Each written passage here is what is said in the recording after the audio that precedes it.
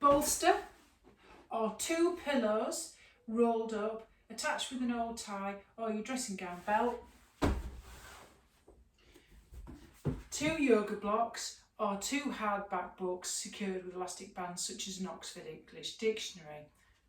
I know we're all online now, but if you've got something where you've got them the same size, it's very useful. Okay, now, so the practice we're going to do today is all about the fight, flight, freeze, flop response. And when we're in an anxious, worried, fearful state, the parts of the body that want to be activated by that response is your hamstrings, your psoas and hip flexors, because your body is priming itself ready to run away from danger.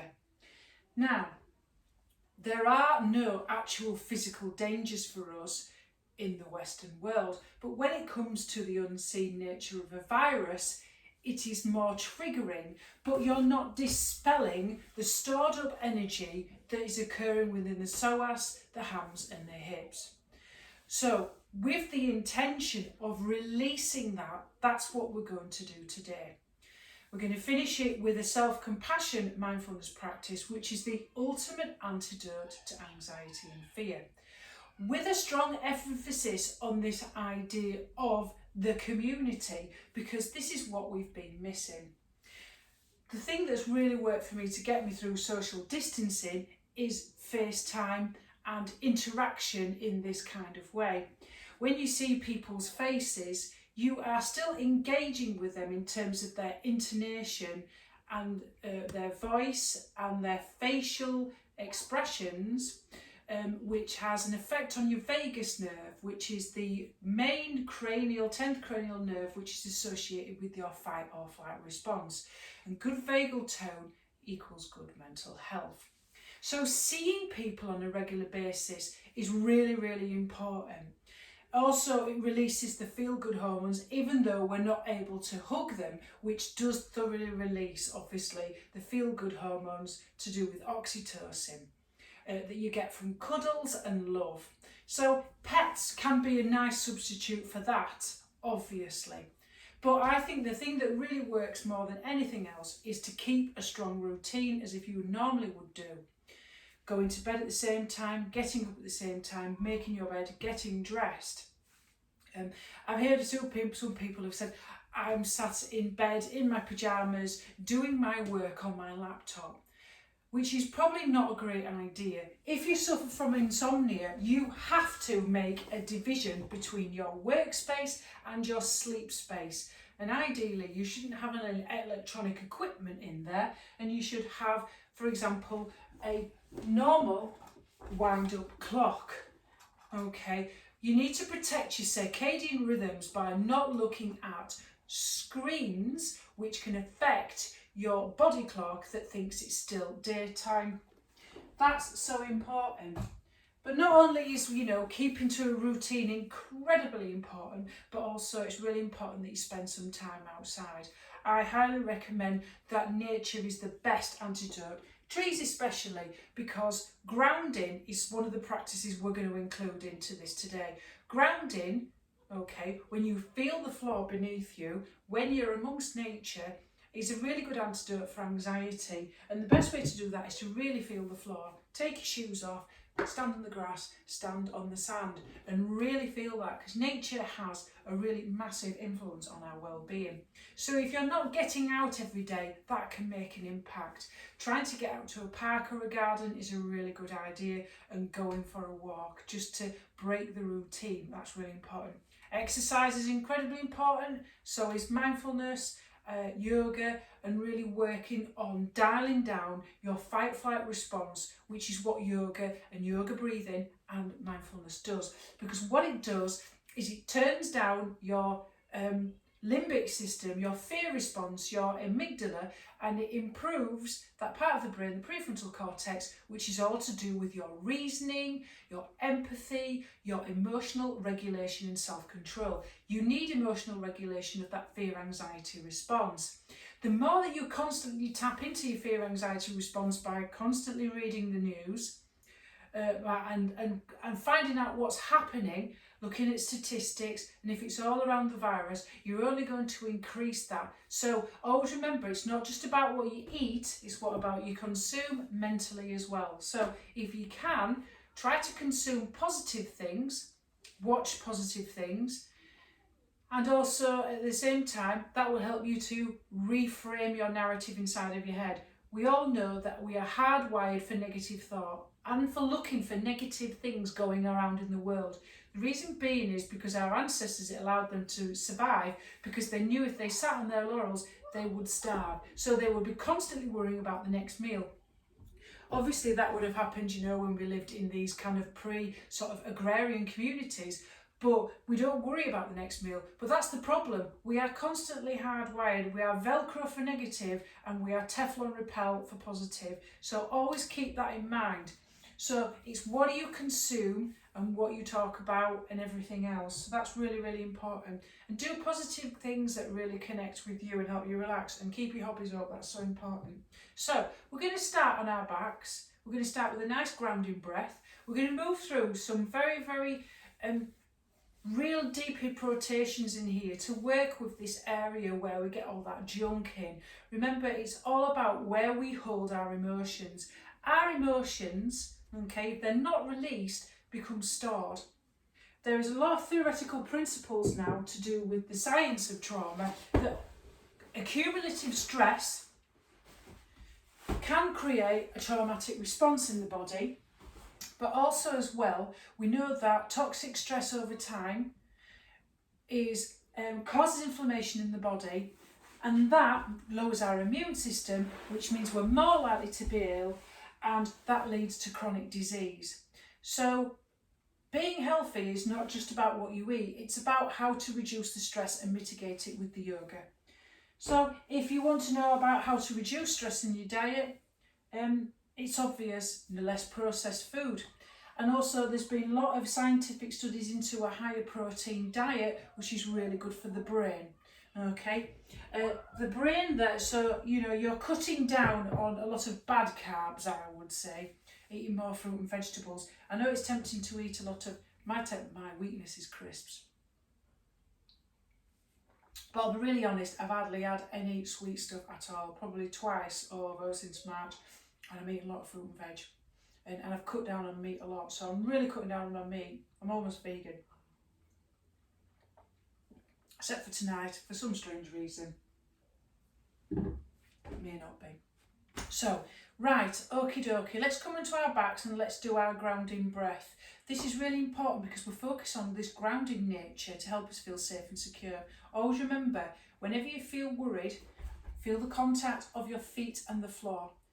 Feel your hands on your thighs, okay? So let's come down and start with this grounding breath. So I like to come into constructive rest, so my knees are propped up, so I get this nice flat in the back. I would also suggest it might be a nice idea as well, because you get a nice little bit of grounding in the lower spine if you just fold up something underneath the head. That feels nice too. Okay, so we will be needing that too, because that feels nice. So I want you to feel nice and comfortable, eyes closed, or you can go for a soft gaze, whichever feels comfortable. Orientating and knowing where you are in time and space dials down the fear response. So if closing your eyes makes you feel a little bit more nervy, it's good to know where you are. And orientation is one of the techniques we use with trauma and anxiety. Okay, so you're taking in the visual field because your mind is constantly scanning for danger. Okay, so just relax, eyes closed or soft gaze, and if it helps, just place your hands on your abdomen because you're working with using that feedback. So with that grounding sensation, we're focusing on the feet on the floor, and just notice that sensation there. Notice your back line of your body against the floor as well, and the back of the head. So just relax here as I hold the space and take you through that. While you're laid on the floor, we're working on this nice grounding breath. So notice the physical sensations. To take ourselves out of our ruminating, worrying mind. just notice any areas in your body that feel tense, relaxed or at ease. And begin to notice your mind and the quality of your thoughts. Can you be curious about this experience without judging, without commenting, without trying to want to fix or to create a narrative on how you're feeling right here, right now? With your hands on your abdomen, notice the expansion and the contraction, the sense of rise and fall. With the breath natural, not forced or big. Just notice and feel the gentle expansion in with the in-breath and the release on the out-breath. And as you explore and sense and notice with curiosity the breath, explore the slowing down and working with coherent, balanced breathing to balance the nervous system. See if you can count in for 4 and out for 4.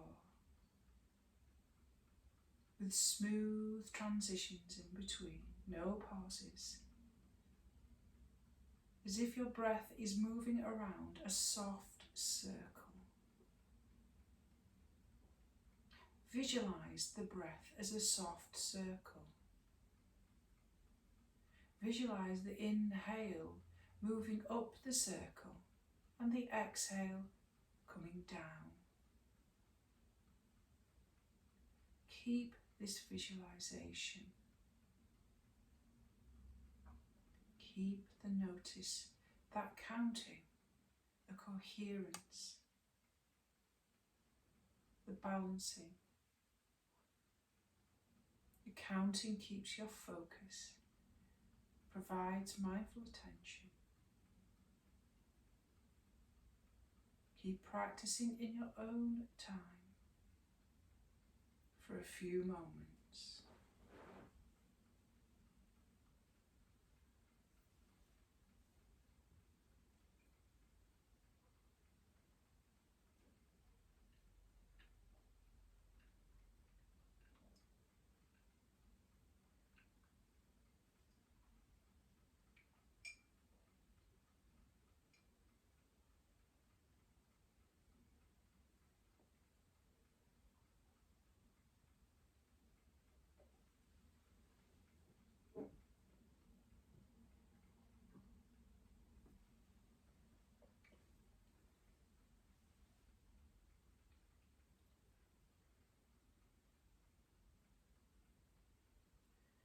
Now start to release your focus of this breathing practice.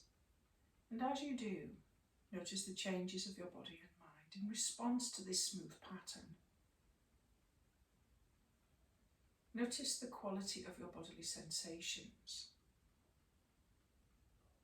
Notice your emotional tone, your weather. Observe the quality of your mind and your thoughts, without wanting to change or fix anything.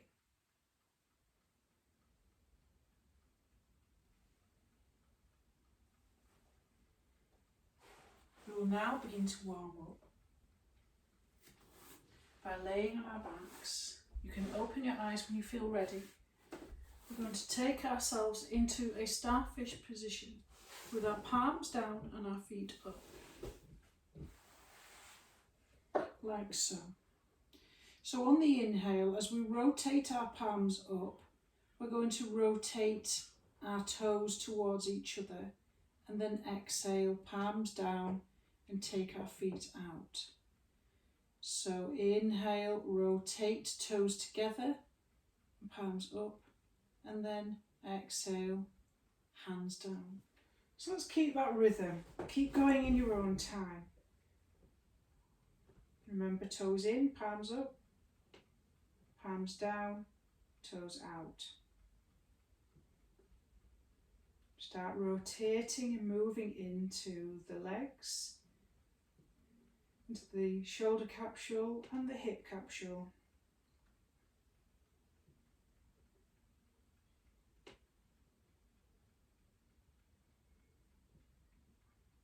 And follow with the breath.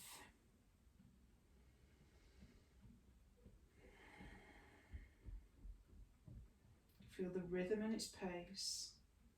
Notice the back line of your body against the floor. Notice the difference between different pressure points and the weight. Notice the shifting awareness of the movement of the body. Notice how it changes. So it's important that we focus on the sensations of our practice. The sensations will allow us to come out of our body and practice more somatically to help us deal with the anxiety and the worry and the tension. Out of our minds and into our physical bodies, which help us to feel safe and secure.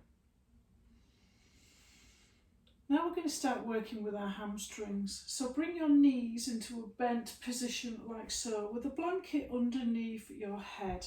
We're aiming to get the lower back against the floor. Nice. So it's up to you how you want to do this. You'll need a strap. I think I forgot to probably mention that. But you'll need some form of strap. So if you need to go get yourself a strap, just follow up what I'm doing here, because we're going to work on the hamstrings here, which is where we keep our fear and our tension and our anxiety. So, bending your right leg, okay, and placing it around the ball of the right foot. Don't worry if you can't get that leg straight, okay, as long as you're trying to work the toes towards you. So all we're going to do now is we're going to create a sense of tension, okay, pulling the strap towards your head. So working with the hamstrings and working with your mind will start to notice the change as you hold it for 1 minute. So you're pulling your foot towards you. So if it's bent, that's absolutely fine. A nice gentle micro bend in the knee is very good, particularly if you're hyper flexible. Okay, so a tiny bend of the knee and pulling the foot down as if you're trying to pull it towards you. Nice.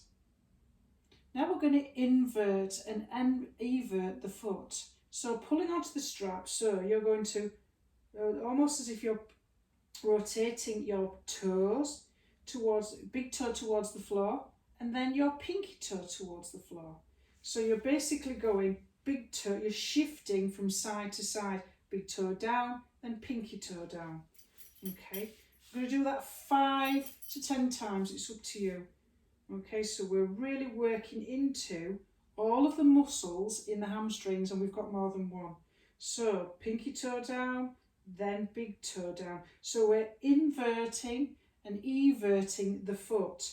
So one side of the foot comes up and the other side of the foot comes up. Nice.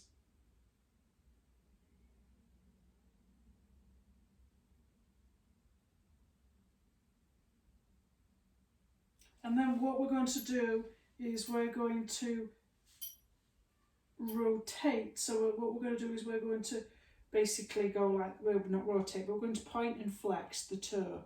So keep pulling on that, keep it active with the strap, and make sure your hands move as you point and flex. So you get a little bit of flossing in there. Okay, point and flex, point and flex.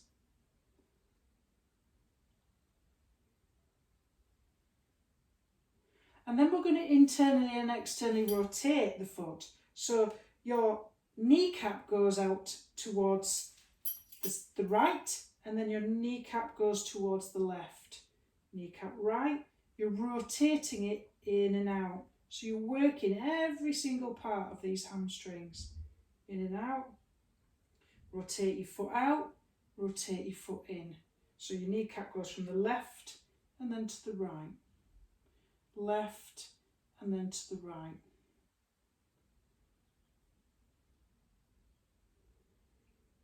And then we're going to do a bend.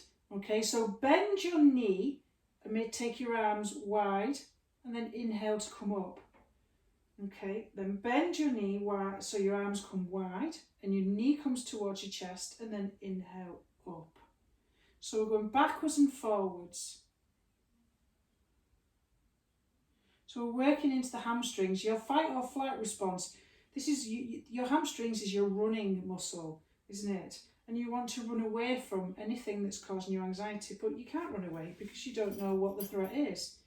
So we need to work with what we've got here. And tight hamstrings really can have an effect on the lower back tension. This is really good if you've got sciatica as well. Bend and straighten. So then what we're going to do is we're going to take it out to the side. So we're going to go into this outer hip. So opposite hand to leg, okay. You might need to straighten this leg out a little bit. Flex the foot, take your arm out to the side, and very, very slowly on the exhale, you're going to twist this leg over. So you will come onto your outside of your left hip, but keep your shoulder blade, shoulder blades on the floor. And this is a bit icky, this. Oof. So you can really feel this in the outer hip.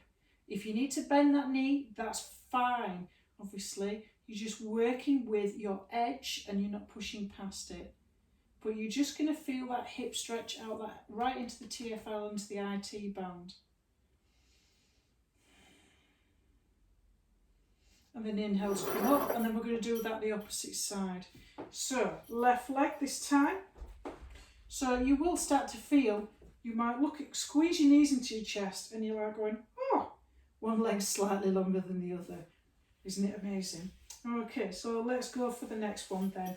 Okay, so we are pulling as if we're pulling the foot towards our head, slight bend in that knee, and you're pulling and holding with both straps. So work with that micro bend, or work with a bit more of a bent knee. You don't have to have this foot straight. So you're pulling it down and holding it for about half a minute.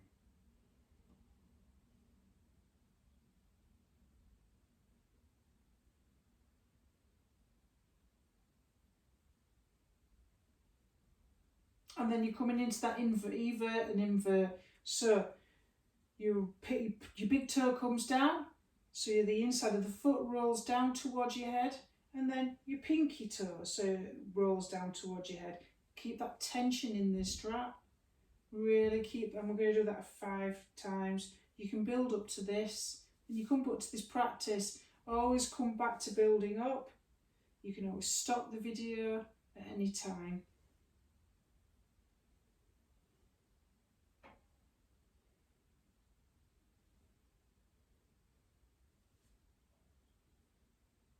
And then point and flex. So you can move, don't forget to move your hands as well as you're pointing and flexing. Point, flex, point, flex, point and flex. Inhale to point, exhale to flex, and then do the rotation. So you're doing the internal, external rotation, so your kneecaps going to the left and then to the right, and then to the left, and then to the right. We're doing a lot of internal, external rotation of the hips today, getting really into those cranky little spots.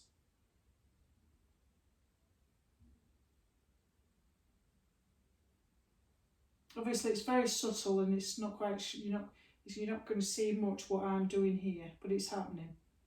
You will feel it. And then we're going to go for the bend. Exhale, bend. And then inhale, straighten. So you take your arms wide and then take your arms up. Take your arms wide and then up and wide. We're getting into all those little places that never gets kind of dealt with.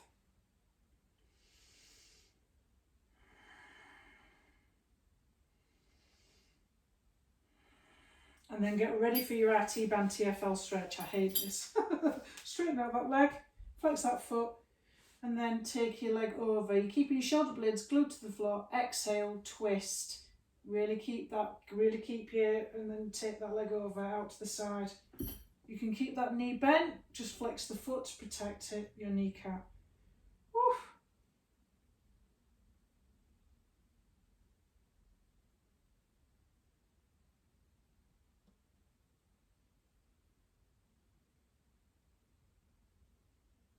And then you can just take that all the way back up on the inhale, and then we'll need a block because we're going to start working a little bit onto a little bit of the spine, a little bit of the lumbar and thoracic. So I'm going to come over this side because I need a bit of extra room. So you're going to put the bend, you're going to lay on your side and put the block in between your knees. Okay. Now if you have got a herniated disc and because of the twists in here, be very mindful that these could be aggravating it. Okay, but be very careful.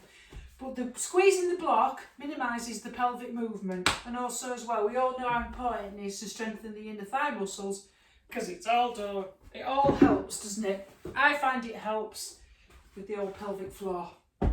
Squeezing the inner thigh muscles because your core starts and your big toe ends in your tongue. Crazy. I'm just putting a block underneath this blanket and I'm just getting it and I'm making sure that I'm nicely stacked. I'm going to squeeze this block, take this arm out to the side. So we're just going to start warming up. So place your hands on top of each other, squeeze the block so that you do not move this pelvic area. This is very useful, okay? You're going to follow almost as if you're pulling and bow and arrow, pulling the string back, you're going to follow the gaze of your hand as you take it back, okay, on the inhale, and then as you close it, you take it back like so, okay. Keep squeezing the block so you're not pulling your hip back. Squeeze, squeeze, squeeze, squeeze, keep that hip stable, and then take it back. Squeeze, squeeze, squeeze, squeeze, squeeze. If you want to take it wider, it's up to you. You might want to take your arm wide. That might help as well. So you might want to take it back and just pull it back. And then take it wide as you come back. Keep squeezing that block. Just keep it nice and fluid. Using the breath. Inhaling as you're pulling back. And exhale as you're coming down. Obviously we'll do that the opposite side. I'm going to swap to the opposite side of the mat so you can see me. Squeeze, squeeze, squeeze. We're going to try and do everything about 5 times today. Keep everything nice and squeezed together, everything perpendicular and stacked. Squeeze. And then look behind you. So you're rotating from above your belly button, okay? Oh, really squeeze and try to follow your gaze of your hand. Squeeze that block. Inhale. I'll keep hitting the wall behind me, sorry then. It's all trying to fit everything in, including the camera and fitting everything in. It's such an amazing thing trying to move into this online malarkey. Oh, squeeze the block. Squeeze. Okay, lovely. Now, obviously, we're just going to come up to a seated position. No, we're not actually. We're going to do cars. I do apologise. So we're going to move into hip cars. So what do I mean by hip cars? So we're coming into a side lying position. So I'm going to prop myself up like this. Okay. And stretch out both my legs so I'm nicely stacked. So what I mean by hip cars is we're trying to get into as much movement into the entirety of this hip here. So what's happening is bring your knee in towards your chest, okay, use your hand here to balance you so you're nicely stacked with your shoulders, okay, take your knee up, keep your foot flexed, take your knee up towards the ceiling, okay, and then take your foot behind you like that, and then you're going to bring it down, the knee down towards each other, and then in, so in, knee up, okay, knee up towards the ceiling, okay, then foot behind as if you're trying to, you know, and then bring it all the way down. So we're just going to do that a few times. Knee up, knee in, up, foot behind and down, okay. In, up, foot behind as you take your knee back and down, okay. In, up, take your knee as far back as it will go, take your foot back and down. And you're going to really feel it in the outer hip because you're working into that glute medius and the glute minimus. And you're also working right into everything that's going on in your hip there. And then release. So let's do sidecars, hip mobility sidecars on the opposite side. Prop yourself up, legs straight, hand underneath there, hips stacked, okay, knee in, okay, foot, keep that foot flexed, knee up towards the ceiling, okay, and then back, so your foot's going behind you, and then down, so your knees close together, in, up, behind, down, and in, up, behind, down. Whew. It's harder than you think doing these cars, but you're working on your hip mobility and your hip strength. Whew. Harder than you think, even for a bird like me, who spends most of her time doing yoga. Whew. Just goes to show, this is a muscle, these are some of the muscles that I don't do very often. Okay, now that we've got a little bit into this hip area, into the hip joint, let's get into the psoas muscle and the hip flexors. So, as we come into the psoas muscles and the hip flexors, we're coming into, I'm going to do it this way actually, this is much better. So, I would put something underneath your hips because this will mean that you get length in your spine and you're not, you're keeping your spine extended and not flexed. Put that underneath your hip, a little bit of hip action there. So I'm going to straighten this right leg and I'm going to place my bent left leg so it's out to the side of there. Okay, and what we're going to do is, because before we work on the psoas, we're just going to work a little bit on moving from the middle back in terms of cat-cow. So it's nice just to use the hands there to hold yourself in and push, lift and lengthen, push your chest up towards that knee. So where your bra strap is, okay, just in between your shoulder blades. So we're going to exhale and round, okay, and inhale, squeeze your shoulder blades together and push your chest through. So we're doing a little bit of cat-cow, just a little bit, a nice bit of thoracic lumbar mobility, which is nice, getting right into there. Because a lot of this stuff as well is very useful for a bad back as well. Okay, so you're using the breath. Exhale to round, inhale to come into a little bit of a back bend with that cat-cow. Now here comes the hard bit. Right, your hip flexor, okay, take that foot a little bit further down. Are you ready? So flex this foot, you're going to lift this bottom leg, okay, are you ready to lift the bottom leg 1 inch off the floor? Are you ready? Let's go.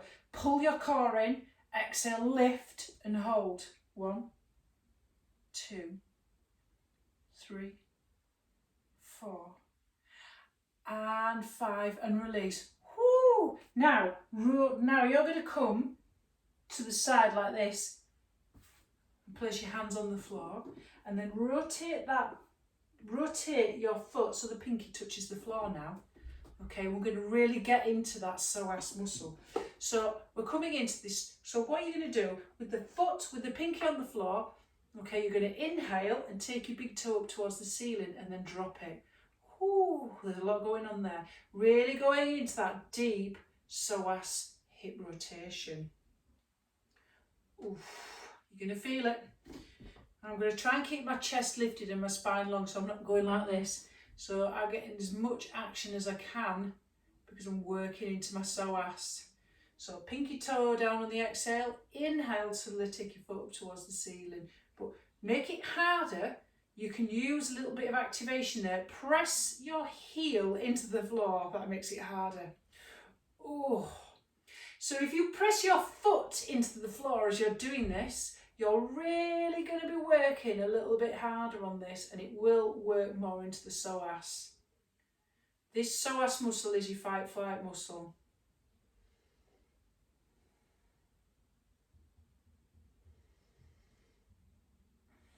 And let's do that the opposite side.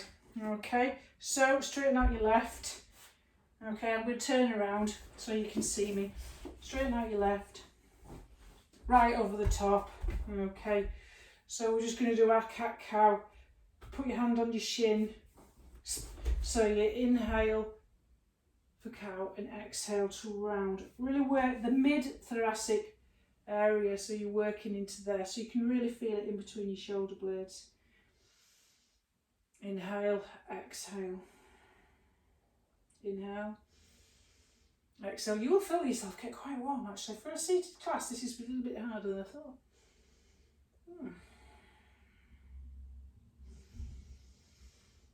And one last time in your cat-cows. Good for thoracic mobility. Good for the old spine. Now, obviously, take your foot a little bit lower because you need that balance, don't you? So you're going to really lift this leg, the hip flexor. This psoas muscle is going to lift it because it is your football kicking, striking leg. What's his name? Tubby Brewster. Kick, smoke in the net. Okay, let's go. So that's a Vic and Bob joke. Right, lift your left leg and hold. 5, 4, 3, 2 and 1, and release. Then inhale, exhale, twist. Okay, try to keep active. Okay, drop this leg so the pinky stop is on the floor, and then inhale, lift it up. Really press your heel into the floor. Really press that heel into the floor so you get more deeper activation into there. Really in there. Pinky toe to drop. Exhale, inhale up. Pinky toe to drop. Inhale up. Pinky toe to drop. Inhale up. Oof. Pinky toe to drop. Inhale up. Oof. Pinky toe to drop. And inhale up. Yes, okay. Oof. Getting warm. Right, we're going to go into a modified gait here now, but we need 2 blocks. What I mean by modified gait pose is we're working with the inner thigh stretch muscles as well. So you've got to remember, we've got to do inside and outside. We've done a little bit here. We need to get in those inner thigh muscles too. So 2 blocks, active. Always keep it nice and active. Put so that your hands are on them and your wrists are over your shoulders and your knees underneath your hips in tabletop. Okay, so taking your foot out to the side, make sure this left knee though is directly underneath the left hip. Take it out to the side with the toe pointing forward. And I want you to be very active with your hands, so you're constantly pressing into the blocks. So exhale back, as far as you feel into that stretch, and inhale, come up. Okay, really press, keep your arms active and really feel the activation right into the serratus anterior underneath your armpit. Inhale up, exhale back, inhale up, exhale back. You can tuck that back toe under if you want with this foot, it usually helps for this foot here that's bent, knees bent. Keep pressing into that block. Inhale up, keeping active, pushing your hips backwards and forwards so you get right into that stretch, right into that inner thigh stretch. Whew. And then when you come up, this is the hard bit, coming into this internal-external rotation. Okay, now take that foot up now, so the toes are pointing up towards the ceiling. Ooh-hee. What you're going to do is you're going to rotate the foot down. Keep pressing the heel down though, use activation there, keep your wrists under your shoulders. Really press the heel down and then rotate your toes towards the floor. Can you feel the action going on in your core? Guess what you're doing? Working on that psoas. You should feel that. You're getting into that rotation there. So foot up on the inhale, really press your heel in and then drop your toes towards the front. Inhale up and down. Inhale up and down, and then back up. And then this is the hard bit. Woohoo! Keep pressing your heel into the floor. Okay, and then point and flex. Whoa! And inhale up, and exhale down, and inhale up. Whoa! Exhale down, and inhale up. So a lot of this is functional movement. So if you're thinking, this doesn't look like yoga, yoga is evolving, and I'm into a lot of functional movement, because what we're trying to do here is we're trying to really get into those spaces that need the help. Okay, and then we're going to do that the opposite side. Whoa, hey, hey, whoa, oof. You're going to really feel that in the hip flexors. You're getting a lot of weight today in the hip flexors and the psoas muscle. So if you just want to wiggle it out a little bit, and we'll do that the opposite side.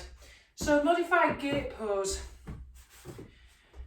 Well, hey, it is a traditional yoga posture, but we're obviously modifying it slightly and making it much more functional and much more useful for us. So that heel is in line with your hip, so it's not going forward or back. The foot's front in front. This knee's underneath that hip. Really pressing down into that block, working on that functional movement, and then pushing back on the exhale. Really keep active in the hands and the block, and then inhale up. Keep your core strong and your belly button towards your spine. You will move into that inner thigh stretch. So just go towards your edge. Always remember, go towards your edge. Keep pressing into the block so you've got activation. You're pushing the ground away and that you're really not dumping into your shoulders. Inhale up and exhale down. Inhale up and exhale down. So if you've been sat down all day or stood up all day, this is a perfect way to get through all of this. This is a very good practice. So, okay then, let's rotate that foot up. Ooh, so what we're going to do, keep rotating it. Okay, down and up. Inhale. And just make sure my wrist's underneath my shoulders. Down and up. So keep pressing the heel into the floor so you get more activation. Exhale down, inhale up. Exhale down, inhale up, exhale down, inhale up. Whoa, hip flexor, fantastic. Right into that psoas. Deep psoas action. Wahey. Then when your foot's up, go for the point and flex. Whew.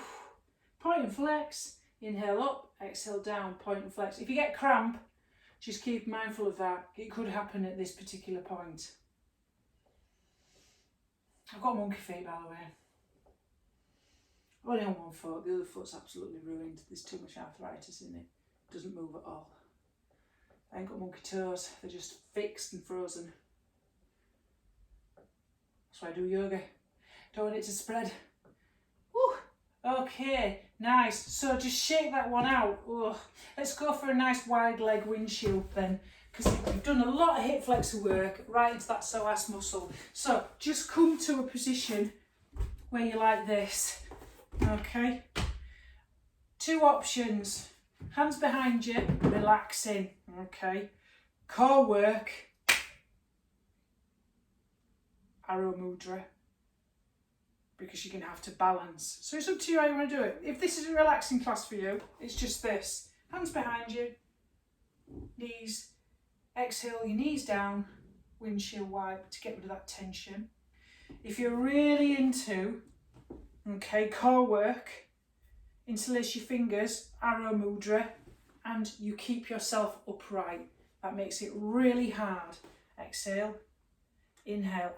We're doing a relaxing class, but that's just something you can be aware of. That really works on the core psoas, iliopsoas complex.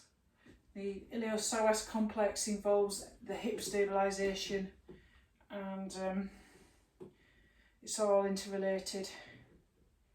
Okay, right, we're going to go into deer pose then. So, deer pose, internal external rotation of the hips. I'm going to get my other mat out because I'll need it to give you, I have my mat obviously at a diagonal for a reason because it's easy for people to see what's going on. But I'm using this as a square so you can see how I'm using this as a basis to where to put my legs. Okay, so as we come into deer pose, which is a yin yoga posture, I'm going to bend this leg so that this shin with the flex foot, my shin is straight and in line with the short edge of the mat. I'll need the blocks. And then licky kicky lean out. This knee is behind this ankle, so this shin is in line with the long edge of the mat. So basically what I'm doing is I'm creating a square. Okay, so you will need the blocks here. So what we're going to do is place the blocks either side of you like that, because you will lean out a little bit. And what we're going to do is we're going to push. So you try to make sure that your shoulders are not coming up towards your ears, because if they're on the high side, you're going to be like that. Ooh, Pat Butcher. Okay, so whatever feels comfortable for you, you're going to press into the blocks and you're going to fold with a flat back, leaning with your belly, and lean forward and then come back up. Okay, let's do that 4 more times. Only go forward and up. Forward, pressing into the blocks so you get an extension. So you get a real extension, so you're not collapsing. You've got a long spine. And then up. And then we're going to fold forward, block underneath head. If it's, stack it. And then come forward, and you're going to come into that here. Very good for sciatica, this. It's like a version of pigeon.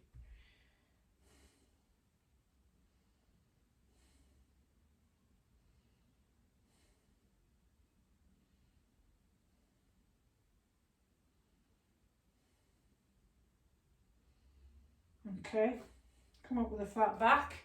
Nice. Woo-hee. This is what you need your bolster for. You need your bolster to go to the side of your hip that's on the same side of the leg that has the shin forward. We're going to come into a revolved twist. Be very careful if you've got a herniation here with your spine. This may not be one for you.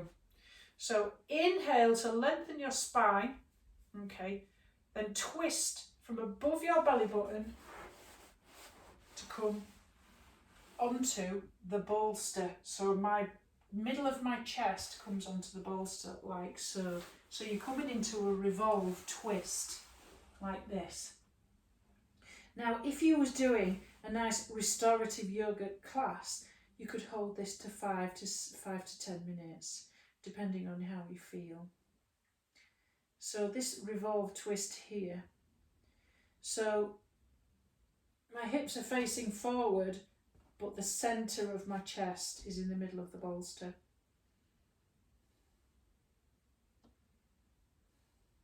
And you will feel it right in here, into this area here, because you're working on that rotation. Whew.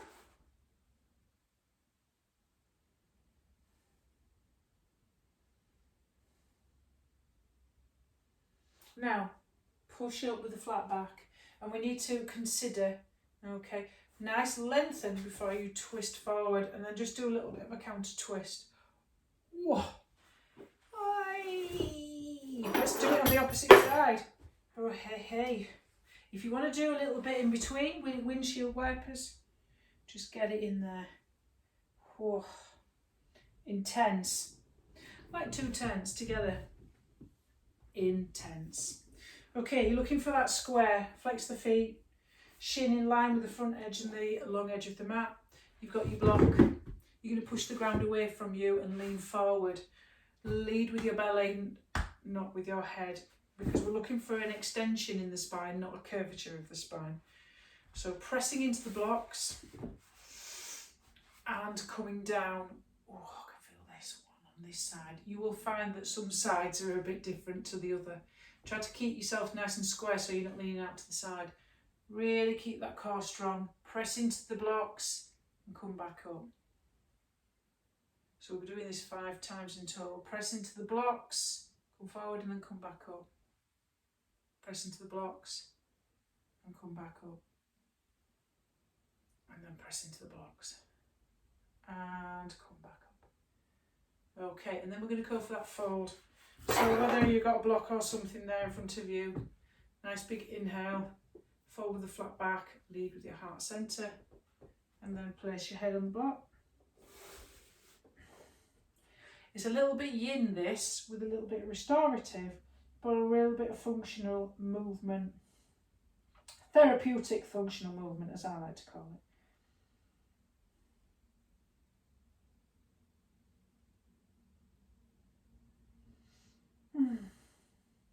Just let the body go. Just collapse into the pose. Remember, as you come up with a flat back, hinging from the hips, and then getting you to get ready for your revolve twist on the bolster. So put that to the side. Inhale to lengthen, and then twist on the exhale to place the centre on there. Now, if you want to go into the full twist, you're looking away behind you. I'm not today. It's a little bit cranky in my levitator scapula, so it's not going to enjoy that twist. Probably because I've done too many dodgy chaturangas. I need to be careful. Yoga's great, but doing the same movement over and over again, like chaturangas, isn't great, and it's not good for my shoulders, I know. Just relax into this pose. I can feel this one much more softer on this side. It feels nice. Just check in with how you're feeling and how that softens with you.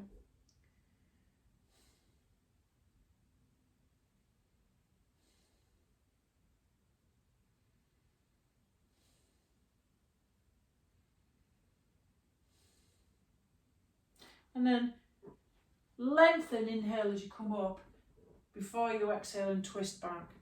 Lovely. And then we'll just take it into windscreen wipers again, so we can get that tension out of the hips before we come to our final Shavasana, our resting pose. Okay.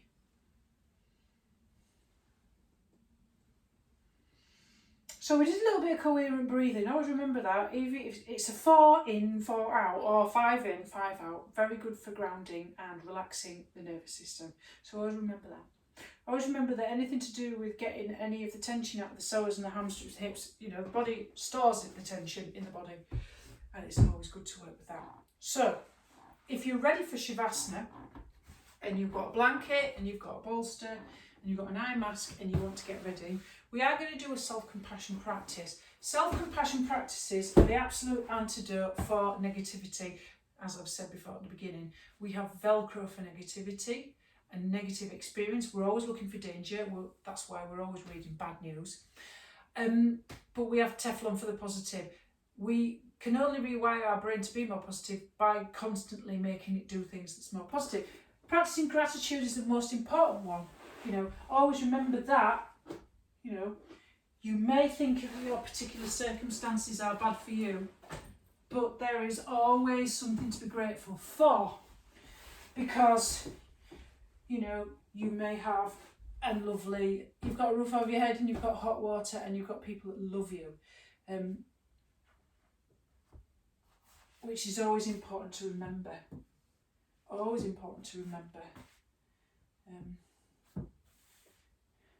I'm not saying it's a bit like Fight Club, you know, only when we can lose everything that we can find ourselves, as if we're just going to be like Buddha, because he went out, didn't he? He went down and did the aesthetic thing, didn't he? You know, and hardly ate anything, he was like a skeleton. And then suddenly realised that, you know, being aesthetic and withdrawing from society and just meditating all the time wasn't a good idea. It was all about the middle way. Balance, intention, none of the priestly stuff. There's a really good series on the TV at the moment about the greatest thinkers like Confucius and Buddha and things like that. I was watching it the other day. Very good. It's on BBC. So if you do get a chance to watch it, you'll learn some really interesting stuff. I don't know who the philosopher is. Aristotle? I don't know. Anyway, get yourself ready like this and get yourself nice and comfortable. Eyes closed, soft gaze, eye mask. Just get down to it. Just completely soften into the body. I'm going to lead this from the front, because I want to hold the space and talk to the camera so you can hear me clearly.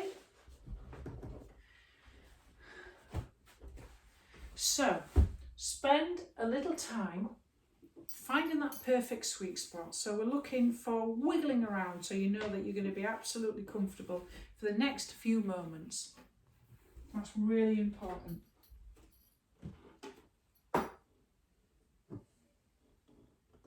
Just adjust and wiggle.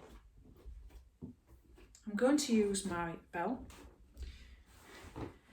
I will bell you in and bell you out. Okay. So obviously self-compassion.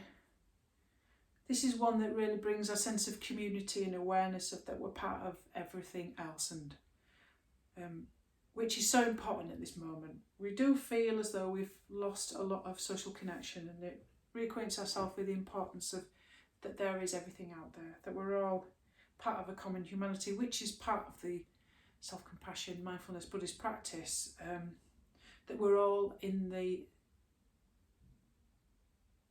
you know, it's, how can I say, same boat, different storms. There you go. Okay, let's just ring it into the practice now.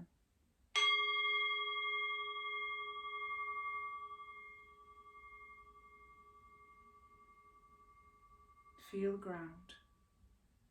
Feel the weight of the body against the floor. Feel with curious attention your connection, the weight of your body against the floor.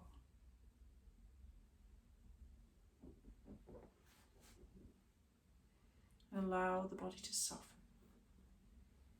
With each exhale, allow the body to become heavier and heavier and heavier.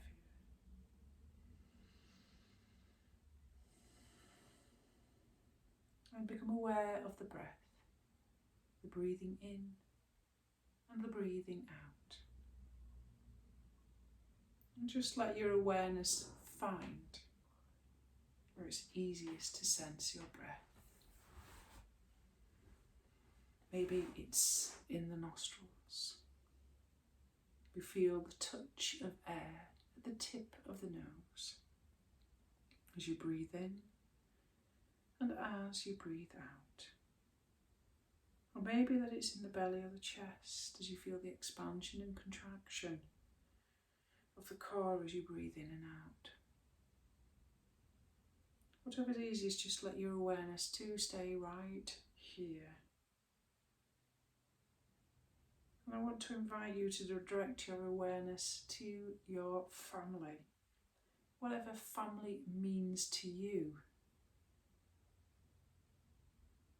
You could think of a family member that you would like to show a sense of compassion or gratitude towards. Maybe it's somebody that you feel needs it, or another family member. Get a visual of that person and contemplate that person's love for you. Let's see if we can repay them with the favour and send them back love. You may want to utter these compassionate phrases inside of your head while imagining the person's soft, loving, smiling face looking at you. May you be peaceful. May you be happy.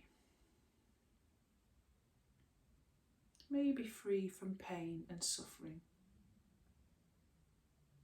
Or you might just want to send that person love and compassion in whatever way feels comfortable for you. A mental hug, a visual emoji. Just really imagine that compassion and love going from you to them. Don't worry if the mind wanders. That's okay, that's perfectly normal. Just take a few breaths in and breaths out and refocus on the compassion you was just contemplating.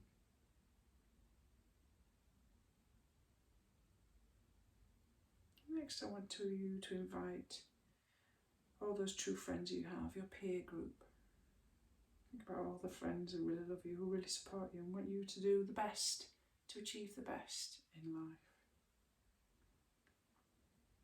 These could be close friends or even people you know that are nice to you. Try to get an image of one or few of them and send them love and compassion. You may again utter the following phrases inside of your mind. May you be peaceful. May you be happy. May you be free from pain and suffering. Or again, you may send them love and compassion in a way that feels right for you. Words, an image, a symbol, a virtual hug.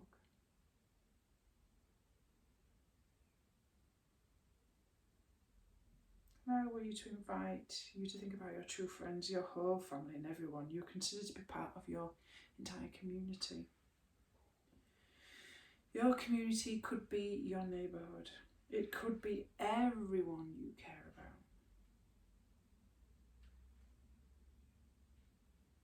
Or even something else. It might even be the interdependent environment that has influenced you and how you behave. All these different wonderful people that have had a fantastic influence on you throughout your life and made you who you are.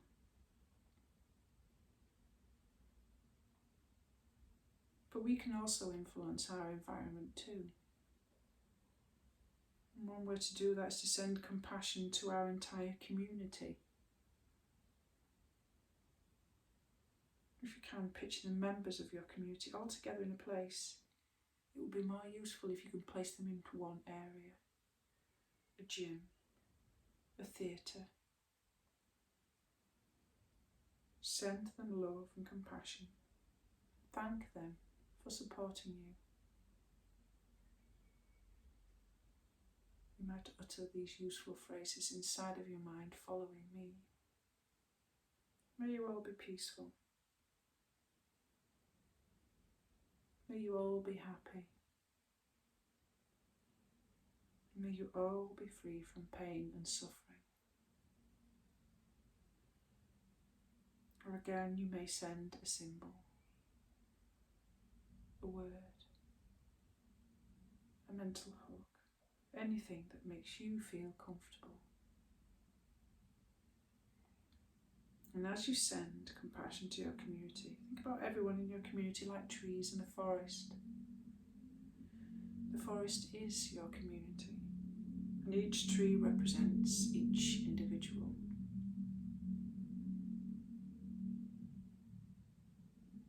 There is something interesting about a tree, a forest of trees. Because above the ground, a forest looks like individual trees. But if you look below the dirt, each tree root is intertwined with all the other trees around it. So from above, the trees look like individuals. But below, they're just one great conglomeration of interconnected trees. Interconnected through their roots. That's how the community works. It's a living organism. Whatever your community is, whether it's just family, just your friends, or the entire planet, think of them and you as connected to that community, part of it. Just as the roots of a tree forest are intimately connected. All the while, as you visualise this, you are breathing in, you are breathing out. You are breathing in, and you are breathing out. And bring your awareness back to your breath and the physical body lying on the floor. Just notice what it feels right now in your body. Notice your emotional tone. What is your weather like? What are the thoughts arising? And when you hear the sound of the bell, you can slowly open your eyes, expand your awareness, move your body in whatever way feels comfortable for you. or just simply stay there for a little bit longer as you soak in the benefits of your practice.